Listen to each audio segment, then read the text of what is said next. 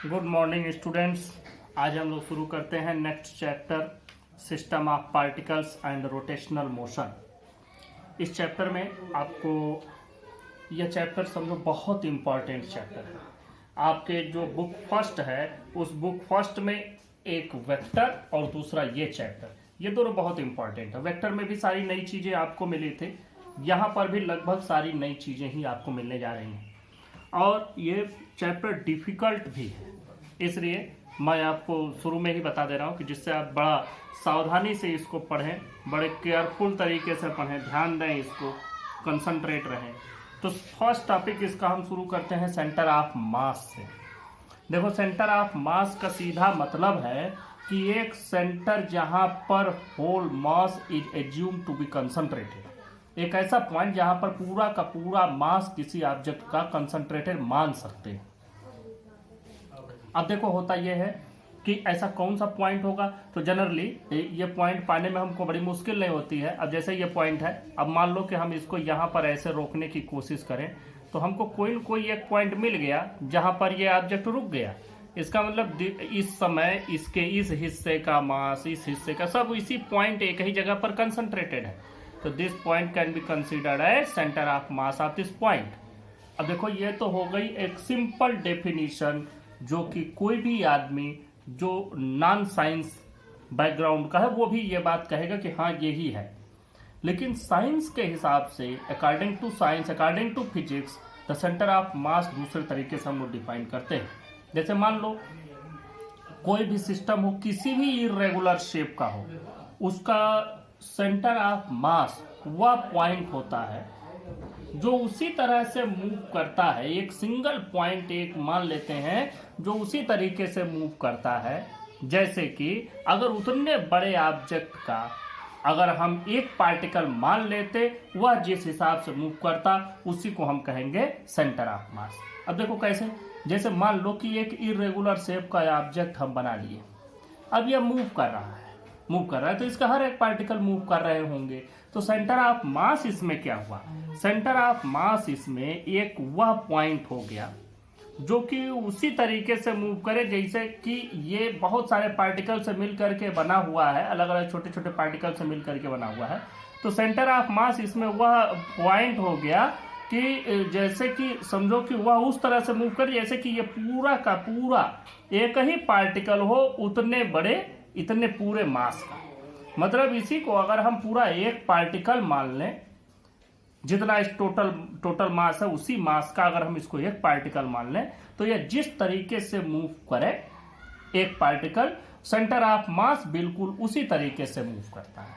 तो उसी को हम लोग सेंटर ऑफ मास कहते हैं अकॉर्डिंग टू फिजिक्स। अब देखो, सेंटर ऑफ मास के पहले ये भी जान लो कि व्हाट इज पार्टिकल। पार्टिकल जैसे जनरली हम लोग बहुत बार पार्टिकल वर्ड यूज करते हैं, पार्टिकल से मिलकर बना पार्टिकल।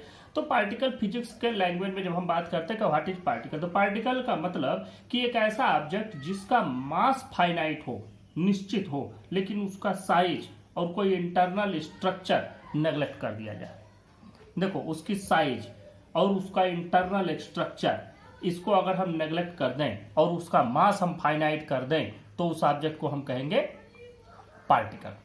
ये चीजें लिखने की नहीं है, सिर्फ आपके समझ में आना चाहिए कि what is particle. Particle is an object whose mass is finite but its size and internal structure can be neglected. अब बात आती है system. What is a system? तो सिस्टम का मतलब होता है, system is a collection of very large number of particles. Particle समझी गए? अब पार्टिकल मतलब जिसका मास फाइनाइट हो लेकिन उसका साइज और इंटरनल स्ट्रक्चर से हमको कोई लेना देना न हो, नेग्लेक्ट कर सकते हैं उसको, तो उसको पार्टिकल कहेंगे। अब बहुत लार्ज नंबर ऑफ पार्टिकल्स का कलेक्शन जो आपस में एक दूसरे से इंटरेक्टेड हो, उसको हम कहते हैं सिस्टम। अब इंटरनल फोर्सेज क्या होते हैं? किसी भी सिस्टम के पार्टिकल्स को आपस में बांधे रखने के लिए जो फोर्स लगती है उसी को हम लोग इंटरनल फोर्सेज कहते हैं। एक्सटर्नल फोर्स जो बाहर से फोर्स लगे, ये सारी चीजें ओरल हैं जो आपको जाननी चाहिए बिफोर स्टार्टिंग दिस चैप्टर। तो अब हम लोग डायरेक्ट शुरू करते हैं सेंटर ऑफ मास। देखो, a point where whole mass of the body is suppose to be concentrated. ये सिंपल डेफिनेशन हो गई जो एक नॉन फिजिक्स बैकग्राउंड का आदमी बात कहेगा। दूसरा, a single point of a system which moves in the same way in a single particle which moves in the same way. अब फिर से देखें इसको, a single point of a system which moves in the same way in which a single particle having the total mass of the system and acted upon by the same external force would move. मतलब वही external force लगे एक particle पर और वह particle का मास उस पूरे सिस्टम के मास के बराबर हो, तो वह पार्टिकल जिस तरीके से मूव करेगा, सेंटर ऑफ मास उस सिस्टम का उसी तरीके से मूव करेगा. This is the definition according to the physics. अब हम लोग बात करते हैं कि how to find and how to calculate the centre of mass of a system. तो पहले हम लोग टू पार्टिकल सिस्टम की बात करते हैं. तो लिखते हैं फॉर अ सिस्टम ऑफ,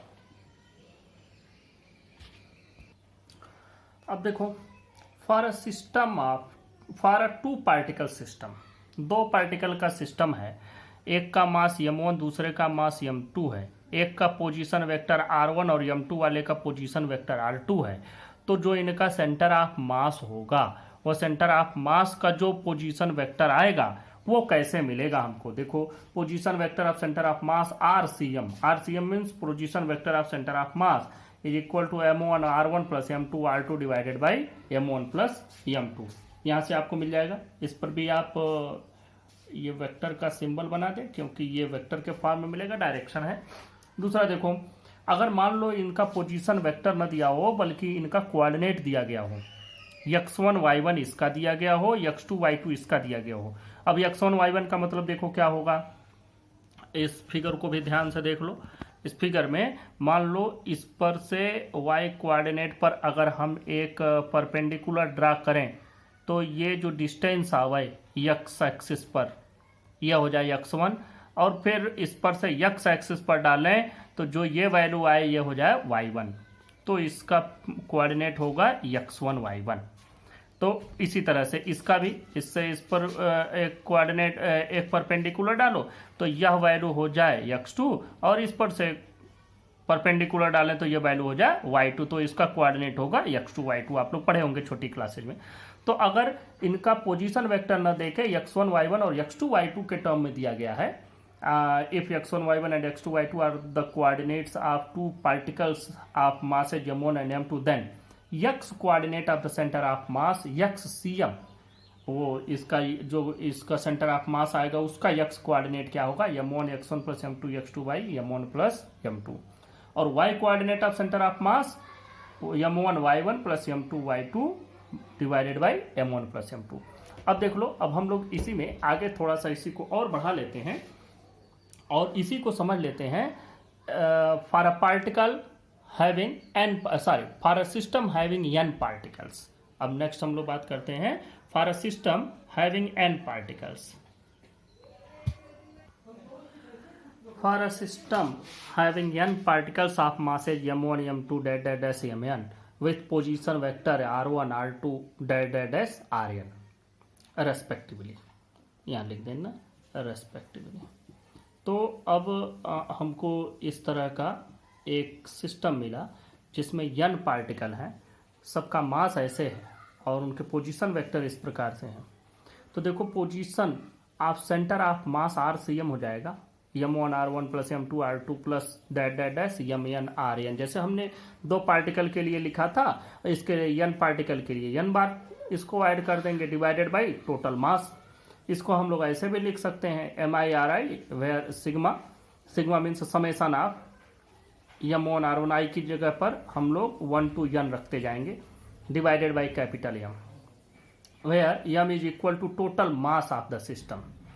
अब आप लोग इसको देखें ध्यान से कि अगर हमको कोऑर्डिनेट्स दिया गया हो, if the coordinates of the particles are given, जैसे x, y, z. अब हम उसको 3D स्पेस में ले लेते हैं तो उसका x कोऑर्डिनेट क्या होगा सेंटर ऑफ मास का, m1 x1 plus m2 x2 plus mn xn divided by total.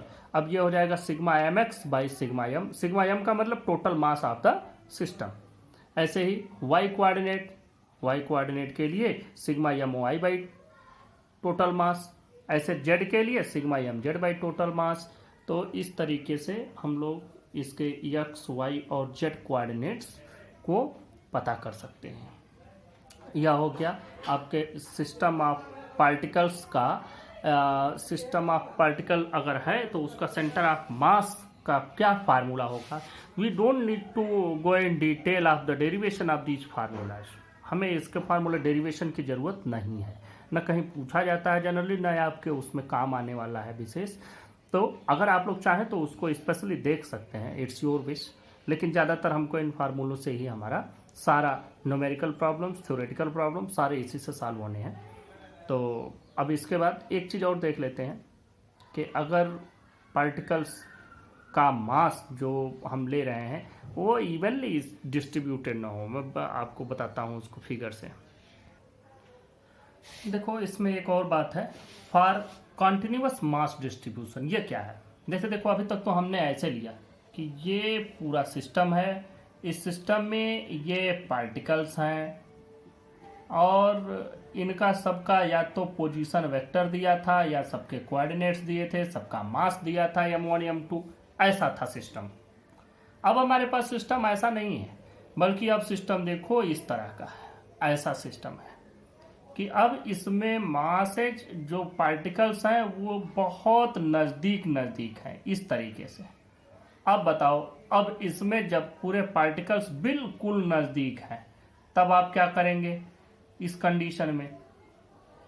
और वो भी जो ये है, ये जरूरी नहीं कि सब बिल्कुल बराबर ही, लेकिन यहाँ पर मासेज का डिस्ट्रीब्यूशन इवन है, लेकिन हर एक जगह मास एक उसमें बराबर हो जरूरी नहीं है। तो अब ऐसे सिस्टम के लिए हमको क्या करना होगा कि जो इस प्रकार का सिस्टम, मैं पूरा नहीं कलर कर रहा, आपको इतना ही करके बता दे रहा हूँ। तो अब ऐसे में हम क्या करेंगे, ऐसे में हम करेंगे क्या कि इस पूरे सिस्टम को ले लेंगे।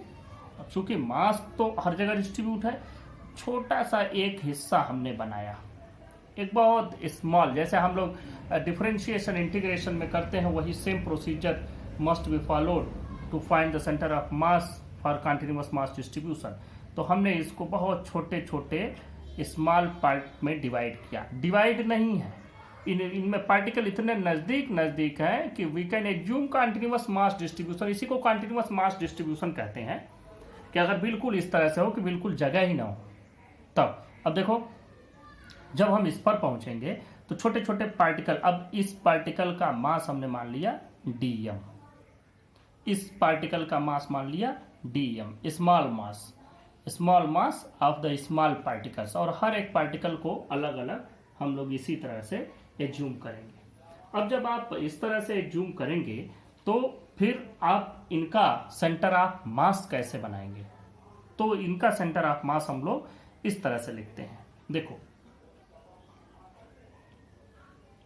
XCM इज इक्वल टू, देखो अभी हमने क्या लिखा था और अब क्या लिखेंगे। अगर कंटिन्यूअस मास डिस्ट्रीब्यूशन न होता तो हमने लिखा sigma mx by sigma m, या इसको हम ऐसे भी लिख सकते हैं कि 1 by capital M sigma mx। Sigma mx का मतलब m1 x1 plus m2 x2 plus dot dot dash जहां तक हो, और m हो गया टोटल मास। लेकिन इन दिस केस हमको इसको कैसे लिखना है, हमको इसको लिखना होगा इंटीग्रेशन। देखो यही सेम चीज will be change in the form of integration, इसलिए आपको इंटीग्रेशन और डिफरेंशिएशन के वीडियो भी मैंने भेजे जिससे आप उसको समझ लें, जान लें और उसको यहाँ इम्प्लीमेंट करें। देखो क्या करोगे, अब हम लोग लिखेंगे 1 बाई m।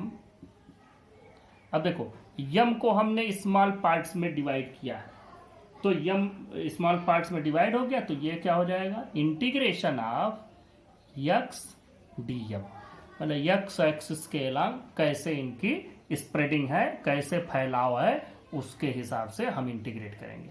फिर जब y कोऑर्डिनेट लिखोगे, similarly y coordinate 1 by m integration of y dm, and similarly z coordinate of centre of mass 1 by m integration of z dm. This is the method how to find center of mass in the case when mass is continuously distributed over a reason.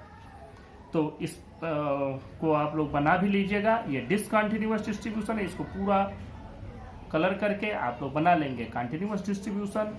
और फिर ये भी दिखा देंगे कि हम कैसे इसमें एक एक को छोटे छोटे पार्ट में डिवाइड करेंगे और फिर इनको कैसे हम इंटीग्रेट करके एक्स वाई और जेड कोऑर्डिनेट इनका पाएंगे।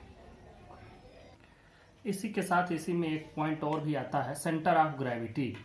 वैसे यहाँ तो सेंटर ऑफ मास का ही मतलब है, लेकिन सेंटर ऑफ ग्रेविटी भी जान लो। सेंटर ऑफ मास का क्या मतलब, वो जितने भी पार्टिकल थे सबके मास को एक जगह एज्यूम करने एक पॉइंट पर, तो उस पॉइंट को हमने कहा सेंटर ऑफ मास। अब देखो, अगर कोई भी ऑब्जेक्ट है, जैसे मैं इसी ऑब्जेक्ट को ले लूँ, तो इस ऑब्जेक्ट पर ग्रेविटी का फोर्स तो लग ही रहा है, gravitational force towards the earth.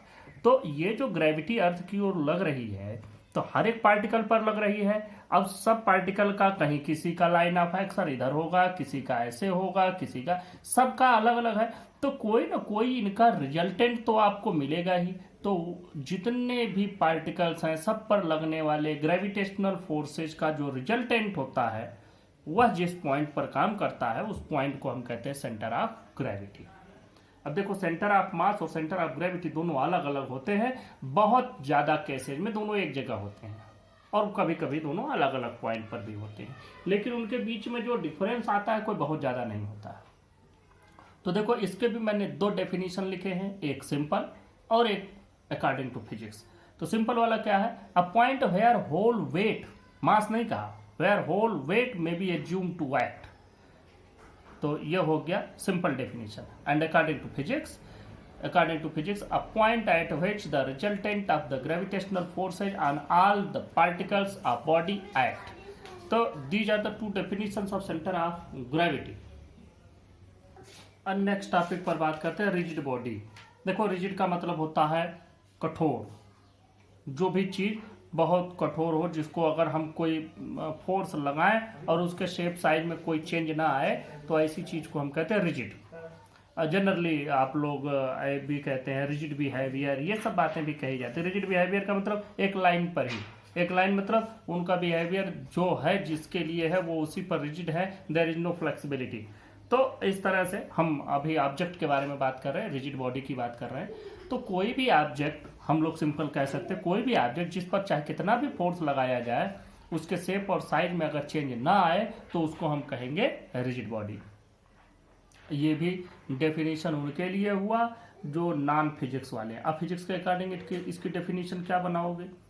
देखो, इसकी डेफिनेशन ये बनेगी कि अगर किसी ऑब्जेक्ट पर फोर्स लगाए और वो ऑब्जेक्ट मूव कर रहा है, तो उसके मूवमेंट के दौरान जो उसके कंस्टिट्यूएंट पार्टिकल्स हैं, मतलब जिनसे वह मिल करके बना है, उन पार्टिकल्स के बीच में आपस में कोई मोशन ना हो, उन पार्टिकल्स का अपना रिलेटिव मोशन ना हो, तो उसको हम कहेंगे रिजिड बॉडी। जैसे देखो, यही बॉडी को हम ले लेते हैं।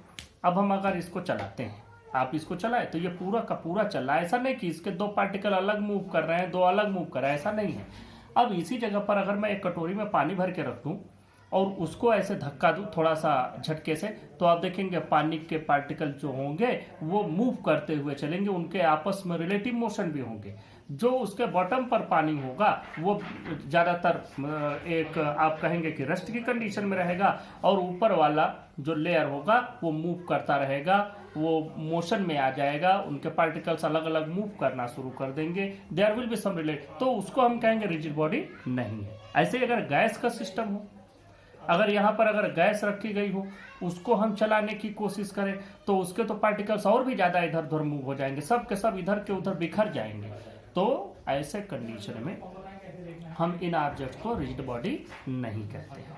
तो रिजिड बॉडी क्या है कि अगर एक ऑब्जेक्ट पर फोर्स लगाया गया, वो मूव कर रहा है, तो उनके कंस्टिट्यूएंट पार्टिकल्स के बीच में कोई रिलेटिव मोशन नहीं हो रहा है, तो उसको हम कहेंगे rigid body. So this definition is according to physics, and we have to learn and understand this definition. If an external force applied to a body does not produce any relative motion between the constituent particles of the body, then the body is called a rigid body. This is a definition of a rigid body. Next topic पर बात करते हैं momentum conservation and centre of mass motion. अब देखो centre of mass motion में इसमें मैं कुछ ज़्यादा लिखवा नहीं रहा, सिर्फ समझाने वाली चीज़ है। समझें आप, जितना अच्छे से समझोगे उतना ही बढ़िया रहेगा।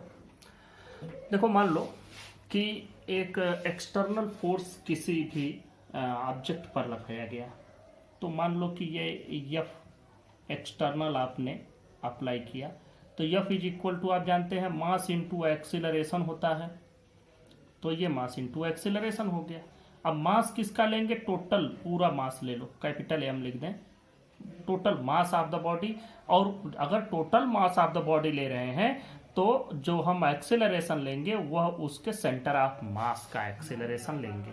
एक तो सिंपल पार्टिकल की बात होती है कि सिंपल पार्टिकल, अब तक जो हम लोग मोशन एज्यूम करते रहे और जो मोशन की बात हमने पढ़ी उसमें हम पॉइंट साइज ऑब्जेक्ट की बात करते रहे। जब ऑब्जेक्ट पॉइंट साइज नहीं होता है या पार्टिकल साइज नहीं होता है तो हम उसको क्या कहते हैं? सिस्टम। और सिस्टम जब भी आएगा, सिस्टम ऑफ पार्टिकल्स, तो उसमें सेंटर ऑफ मास आएगा।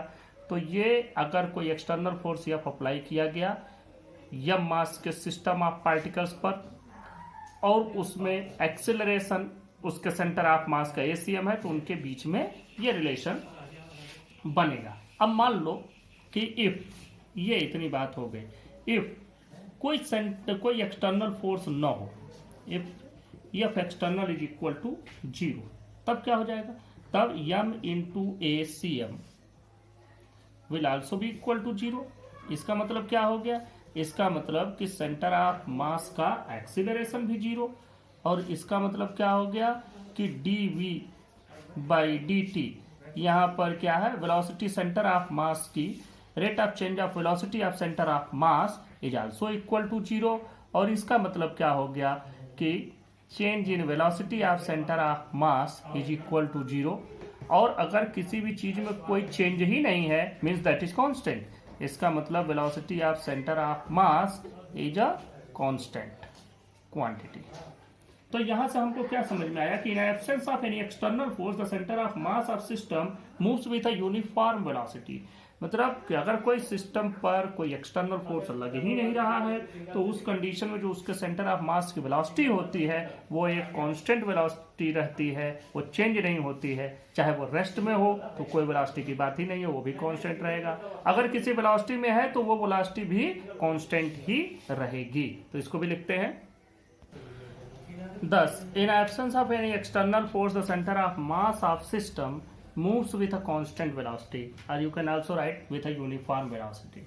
अब हम इसी पूरे सिस्टम को ये मान लेते हैं कि वह छोटे छोटे पार्टिकल से मिल करके बना हुआ है।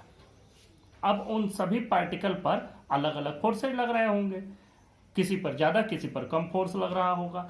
तब अब हम उसकी बात करते हैं कि if the system consist of n particles, तो हम लोग उसको भी लिखते हैं।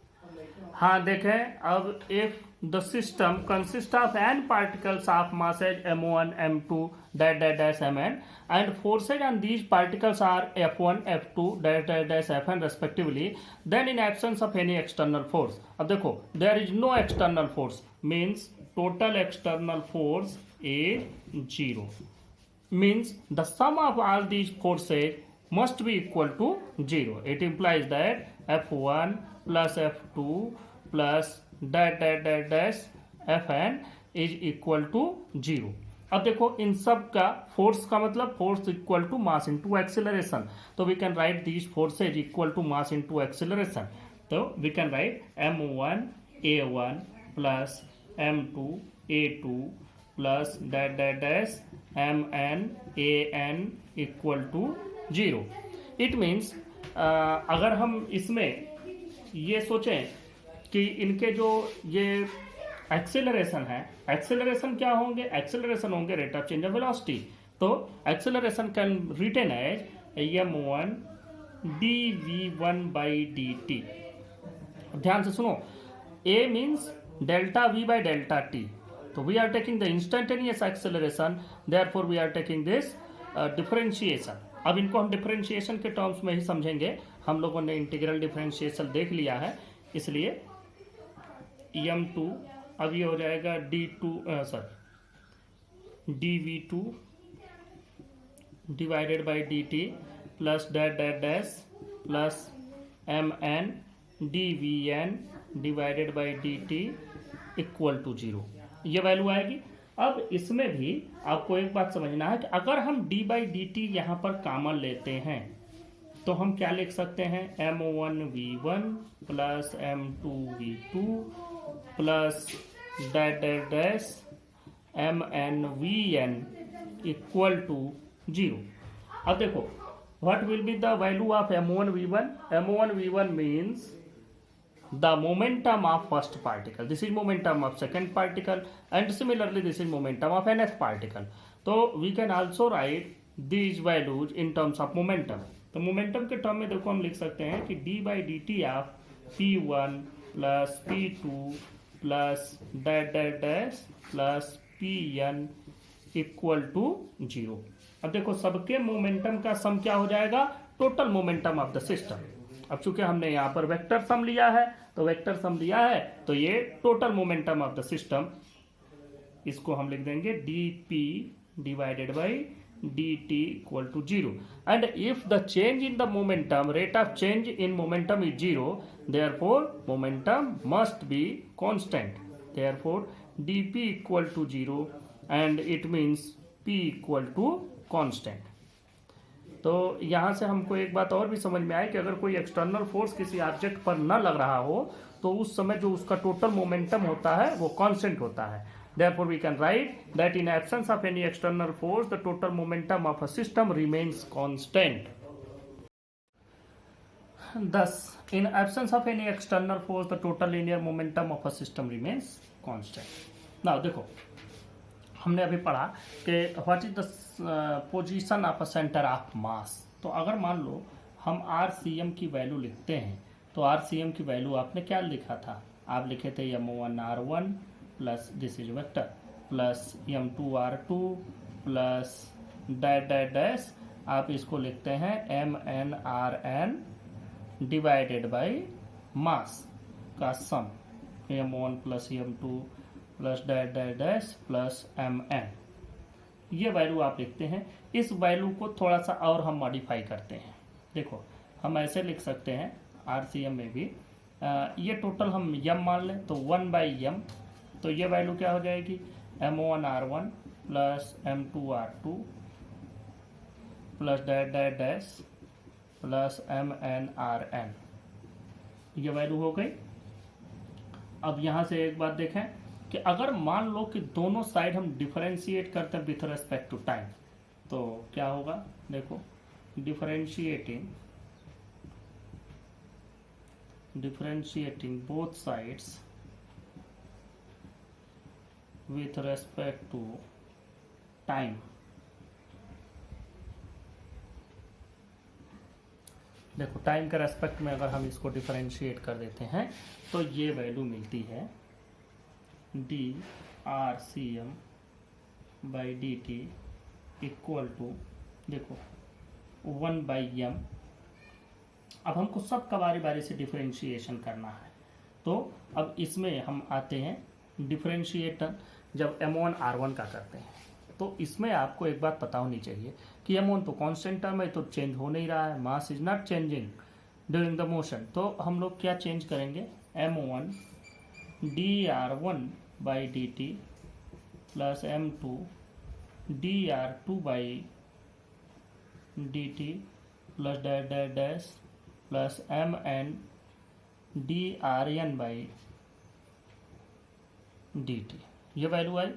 अब देखो यह जो वैल्यू हुई ये हुआ टोटल, ये वेलोसिटी हुई सेंटर ऑफ मास की, और यहाँ से अब हमको मिलेगा 1 बाई m। अब हम लोग इसको भी लिखें, देखो इसको क्या हो जाएगी, ये हो गई फर्स्ट पार्टिकल की वेलोसिटी, मतलब m1 ये हो गया v1 प्लस ये m2 v2 plus dash dash dash plus mn vn, ये वैल्यू मिल गई। अब देखो इसको हम क्या कह सकते हैं, this is the value of momentum of first particle, this is momentum of second particle, this is momentum of nth particle. तो velocity of centre of mass 1 by total mass of the system, it can be written as p1 plus p2 plus dash dash dash plus P N, ये value आई। अब यहाँ भी आपको एक बात देखना है कि जो टोटल मोमेंटम होगा, ये सबके लीनियर मोमेंटम का sum means total momentum of the system, तो it can also be written as 1/m, और ये वैल्यू हो जाएगी टोटल मोमेंटम की। तो ये p की वैल्यू हो गई। यहाँ से p की वैल्यू क्या हो जाएगी, मतलब total momentum, and this is the momentum of centre of मास, आप इसका मोमेंटम समझ सकते हैं mvcm। तो हम लोग क्या लिख सकते हैं, हम लिख सकते हैं कि total linear momentum of the system of particle is equal to the product of total mass of the system and velocity of its centre of mass. यहाँ से ये सेंटर ऑफ मास का मोशन हमको समझ में आया, इसको लिख भी लेते हैं। Thus total linear momentum of a system of particles is equal to the product of the total mass of the system and the velocity of its center of mass।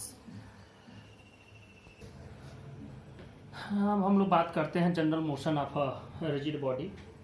देखो, एक रिजिड बॉडी में दो तरह के motion होते हैं, एक translational और दूसरा रोटेशनल।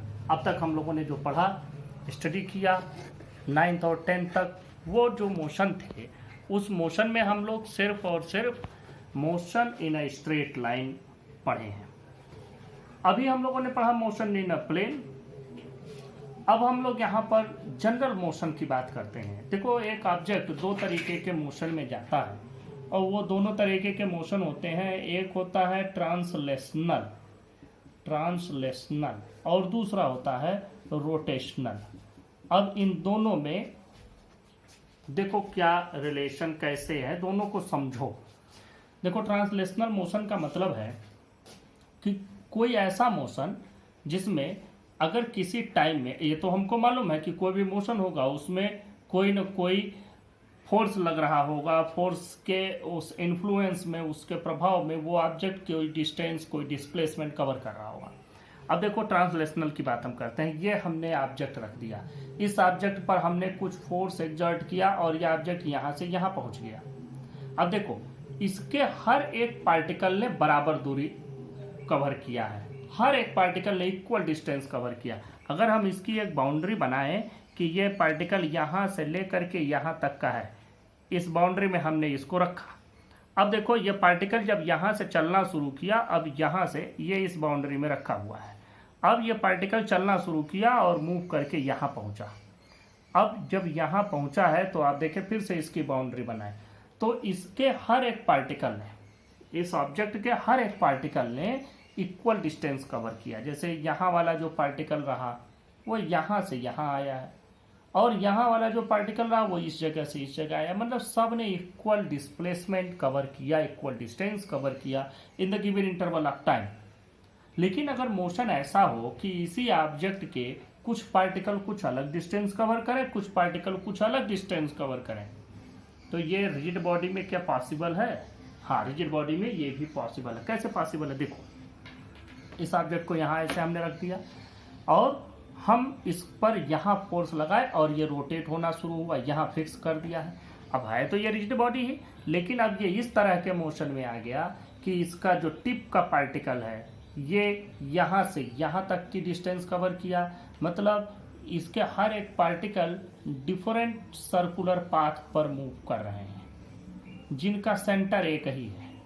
अब देखो, कोई पार्टिकल जो यहाँ वाला था एकदम टिप पर, वह अगर यहाँ से यहाँ जाता है तो उसकी लीनियर डिस्टेंस यहाँ से यहाँ हुई। जो पार्टिकल यहाँ था उसकी लीनियर डिस्टेंस थोड़ी कम हुई। थोड़ा और नज़दीक रहने वाला पार्टिकल उतने ही दूर में यहाँ पहुँचा। तो सब ने अलग अलग लीनियर डिस्टेंस कवर किया और सभी के सभी पार्टिकल सर्कुलर पाथ पर हैं, और इसी सर्कुलर पाथ का जो सेंटर है वह एक ही है, और उसी को हम लोग कहते हैं एक्सिस ऑफ रोटेशन। उसी के अबाउट सभी पार्टिकल्स मूव कर रहे हैं, तो ये मोशन कहा जाता है रोटेशनल। तो आज आपने ट्रांसलेशनल मोशन पहले से पढ़ते हुए आज समझे कि this is called translational motion. ये ट्रांसलेशनल है और ये रोटेशनल है। ये दोनों तरीके के मोशन में ये मोशन आपका ज़्यादातर स्टडी किया हुआ है। मोशन इन अ प्लेन भी पढ़े हैं, मोशन इन स्ट्रेट लाइन भी पढ़े हैं, लेकिन रोटेशनल मोशन पर हमारी स्टडी नहीं है।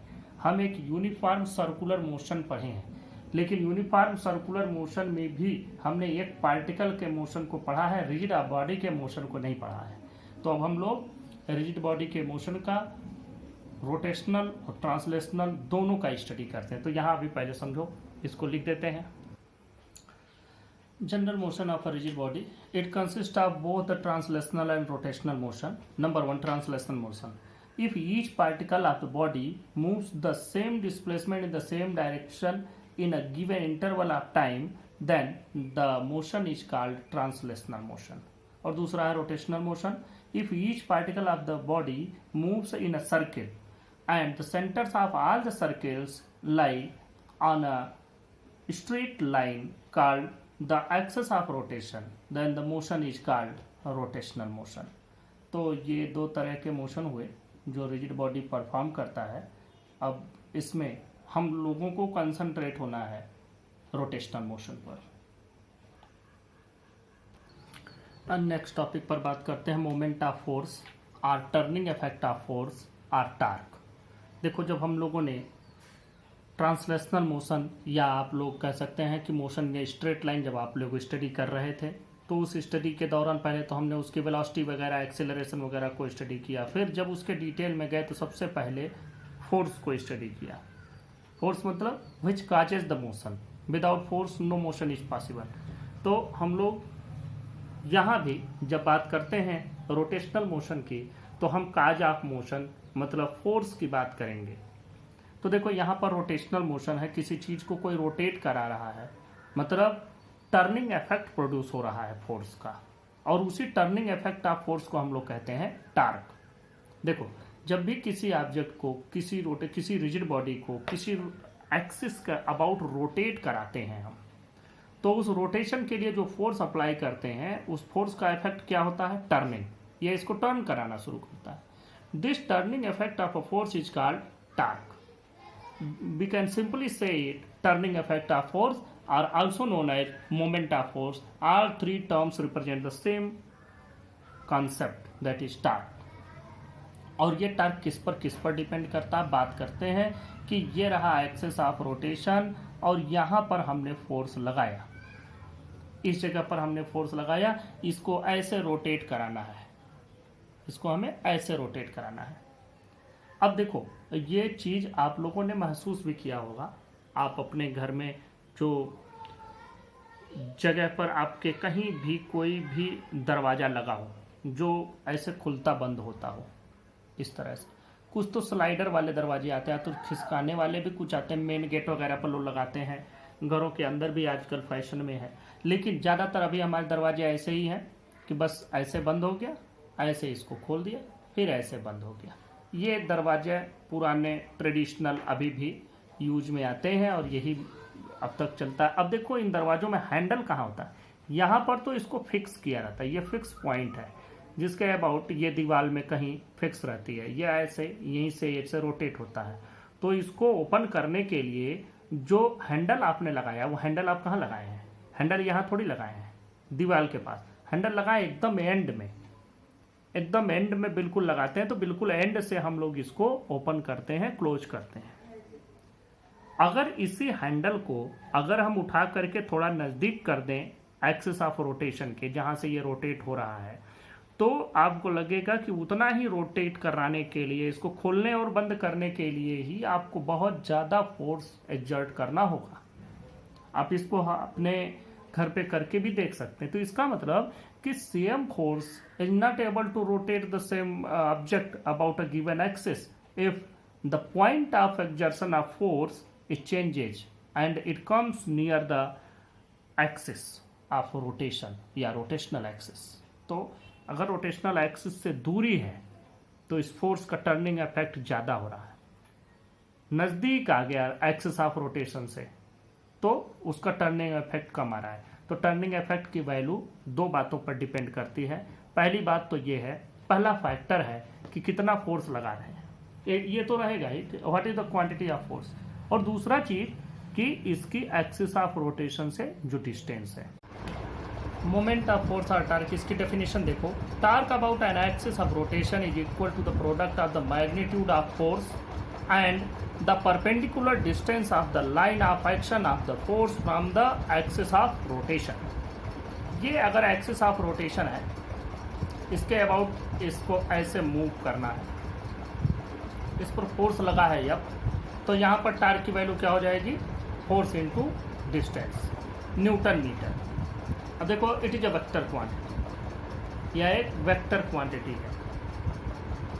अब देखो यहाँ फोर्स और ये परपेंडिकुलर डिस्टेंस जो ये दोनों ही वेक्टर क्वांटिटी हैं और इनका प्रोडक्ट भी हमको वेक्टर मिल रहा है, इसका मतलब इनका वेक्टर प्रोडक्ट के बराबर होगा ये।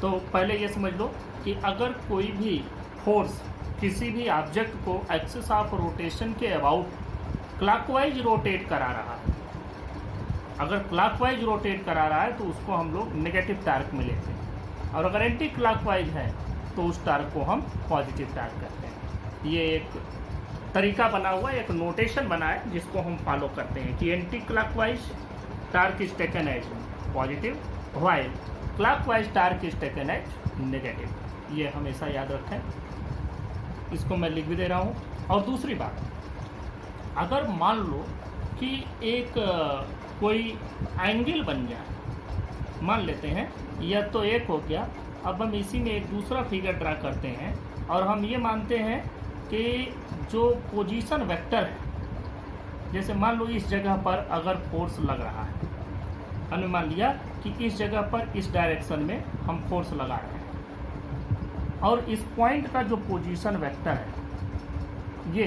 यह है आर। अब अगर ये कंडीशन हो जाए, देखो ये दो फिगर है, दोनों को अलग अलग कर देते हैं, इसको भी बना लेते हैं अलग करके। अब देखो, अब ये लाइन ऑफ एक्शन और एक्सिस ऑफ रोटेशन के बीच में जो परपेंडिकुलर डिस्टेंस है वो कैसे मिलेगी। अब यहाँ के अबाउट इसको रोटेट होना है, तो फिर perpendicular distance line of action. पहले एक चीज़ और भी बता दें तुमको, लाइन ऑफ एक्शन इसका कोई डेफिनेशन नहीं होता है, सिर्फ आप समझ लो किसी भी पॉइंट पर अगर फोर्स लगा है तो उस पॉइंट से फोर्स की डायरेक्शन में एक लाइन खींच दो, वही उसका लाइन ऑफ एक्शन कहा जाता है। जैसे हम कह रहे हैं ये हमने अपना कोई हथेली रख दिया, हम यहाँ फोर्स लगा रहे हैं, अब इस जगह पर फोर्स लगा है और इस डायरेक्शन में लगा रहे हैं, तो इसी पॉइंट से इस डायरेक्शन की ओर एक लाइन ड्रा कर दो and that line, this line will indicate the line of force. This is the simple definition and meaning of line of action of a force. ये आपको हर जगह काम आएगा और इस चैप्टर में तो पूरा हमको जरूरत पड़ेगी। तो देखो यहाँ पर line of action of force ये है। अब इसका इस पॉइंट से परपेंडिकुलर डिस्टेंस कैसे मिलेगा, इसके लिए हम लोग क्या करते हैं, इसी को इमेजिनरी फॉर्म में हम पीछे बढ़ाते चले जाते हैं और फिर इस पर एक परपेंडिकुलर ड्रा कर देते हैं। अब देखो ये परपेंडिकुलर हमने इस पर ड्रा कर दिया और ये एंगल हमारा बन गया 90 डिग्री। इसको कोई नाम भी दे दो O, इसको कोई नाम दे दो P, और इस पर से इस पर हमने परपेंडिकुलर ड्रा किया, ON नाम दे देते हैं। और इसके बीच में जो एंगल बना, इस एंगल को, यह जो एंगल बन रहा है इस एंगल को थीटा कह दो, तो ये एंगल भी थीटा हो जाएगा।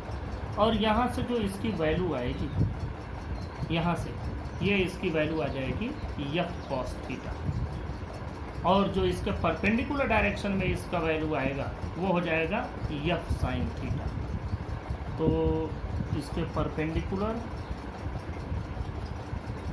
ये पॉइंट हो जाएगा और ये हो गया F cos थीटा और ये हो गया F sin थीटा। ये इनके बीच में का एंगल बन गया, ये एंगल थीटा हो गया।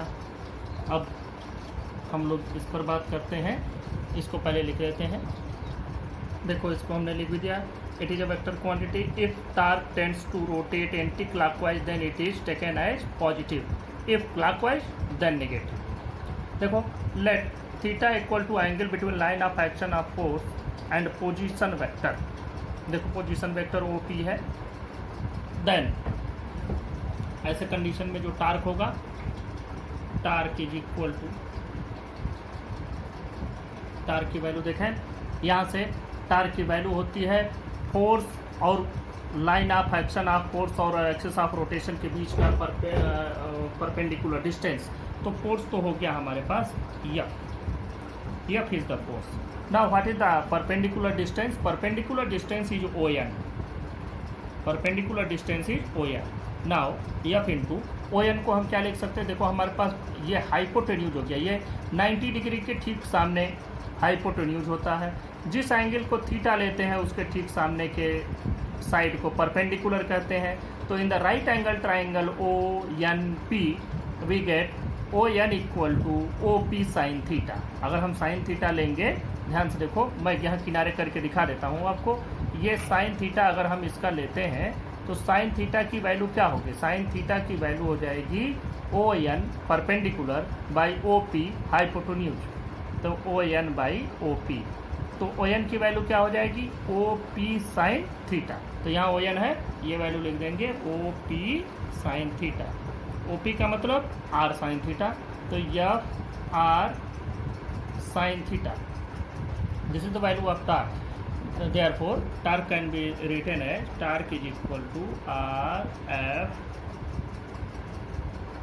sin theta, and in the vector part, आपको मालूम है ये भी वेक्टर है, ये भी वेक्टर है, ये भी वेक्टर है, और बीच में एंगल साइन आ रहा है, मतलब this is a vector product. तो R torque can be written as R cross F. Its direction can be obtained through the right hand screw rule, which we have discussed in chapter number 4. अब यहाँ से ये भी value आपको मिल गई। अब देखो यहाँ से तुमको एक बात और भी समझ में आएगी कि अगर थीटा की वैल्यू 0 डिग्री हो जाती तो उस समय टार्क की वैल्यू 0 हो जाएगी। एक चीज़ और भी इस फिगर में देखो, अगर हम इस आर साइन थीटा को डी मान लें, इसको ओ थोड़ा इधर लिख देते हैं, अगर हम इसको यहाँ से इसको डी मान लें तो हम इसको लिख सकते हैं torque is equal to F into D, ये भी लिख सकते हैं आप, where D is equal to R sine theta. ये सभी कुछ अलग अलग राइटर्स अलग अलग तरीके से लिखते हैं। मेरी कोशिश है मैं आपको कहीं कंफ्यूज ना होने दूँ, सबके बारे में आपको बता दूँ जिससे आपको कोई परेशानी ना हो। तो ये बात हो गई, हमको टार्क की ये वैल्यू मिली। अब देखो अगर थीटा की वैल्यू यहाँ पर 0 डिग्री हो जाए तो ये पूरा 0 हो जाएगा, 180 हो जाए तो भी ये पूरा 0 हो जाएगा। इन दोनों ही केसेज में ये वैल्यू क्या हो जाएगी? 0। तो इसका मतलब कि torque will be 0 if theta is equal to, हम लोग ले लेते हैं case 1, if theta is equal to 0 degree or 180 degree, then torque is equal to 0। इसका मतलब the line of action of the force passes through the origin. 0 degree का मतलब तो यही हो गया कि जहां हमारा ओरिजिन है वहीं से पास हो रहा है, या वो लाइन ऑफ एक्शन और एक्सिस ऑफ रोटेशन एक दूसरे के पैरेलल हो गए। जरा इसको प्रैक्टिकली समझने की कोशिश करो। ये रहा आपका दरवाज़ा, यहाँ से आपने इसको वाल पर, दीवार पर अपनी फिक्स कर रखा, ऐसे ये खुलता है। आप यहाँ हैंडल लगाएं, अब देखो इस हैंडल को यहाँ ऐसे पकड़ा आपने, और हैंडल को देखो, इसका axis of rotation, axis of rotation है ऐसे, बिल्कुल इसी के ऐसे परपेंडिकुलर, यही तो line of axis of rotation है, इसी के तो अबाउट ये ऐसे ऐसे रोटेट हो रहा है, तो ये एक्सिस ऑफ रोटेशन हो गई। अब अगर आप यहाँ हत्था पकड़ करके इसको ऊपर उठाओ, मतलब फोर्स किस डायरेक्शन में आप लगा रहे हैं? ऊपर की ओर लगा रहे हैं, मतलब just parallel to the line of action. और इसी डायरेक्शन में अगर आप फोर्स लगाएं तो क्या दरवाज़ा खुलेगा? क्या ये रोटेट होगा? There will be no effect of your force, ये घूमेगा ही नहीं। क्यों नहीं घूमेगा? क्यों? क्योंकि torque is 0, because theta is 0, because line of action is just parallel to the axis of rotation, and hence its turning effect is 0. And same will be in the case of when theta is equal to 180, means हम इसको hold कर रहे हैं और उसको नीचे खींच रहे हैं, नीचे दबा रहे हैं, तो भी तो दरवाजा तो इधर खुल रहा है, तुम नीचे दबाओगे तो कहाँ जाएगा। तो इसका मतलब यह हो गया कि उस समय लाइन ऑफ एक्शन इधर की ओर है, upward, and you are exerting your force just downward, and there is a angle of 180 degree between the axis of rotation and line of action of your force, and in this case we are this case we get zero torque. Therefore, to obtain the torque, the angle must be different from the 0 degree and 180 degree. So we will get zero torque. And case 2, if theta is equal to 90 degree, अगर हम इसको 90 degree लेते हैं, then torque is equal to R F sine 90. Sine 90 means 1 means R into F. We will get maximum torque when the force when the line of action of the force is just perpendicular to the axis of rotation. तो axis of rotation आपकी ये है, ऐसे इसके about rotate हो रहा है, and force it is exerted just perpendicular to your line of action, and in this case we get torque maximum. तो टार्क मैक्सिमम होने के लिए दो बातों का जरूरी है होना, एक तो एंगल 90 हो, और दूसरा फोर्स तो तुम जो लगाओगे ही, साथ में ये डिस्टेंस अगर बढ़ा देंगे तो भी आपका टार्क बढ़ जाएगा. तो these are the two cases to find. And ये क्वेश्चन भी बनता है कि व्हाई द ये जो होता है हैंडल्स, ये क्यों एक्सिस से थोड़ा दूर लगाया जाता है, ये क्वेश्चन भी बनता है. And it is the application of the torque. Torque complete हुआ. नेक्स्ट टर्म पे हम लोग इसकी बाकी चीज़ों को डिस्कस करेंगे. Thank you.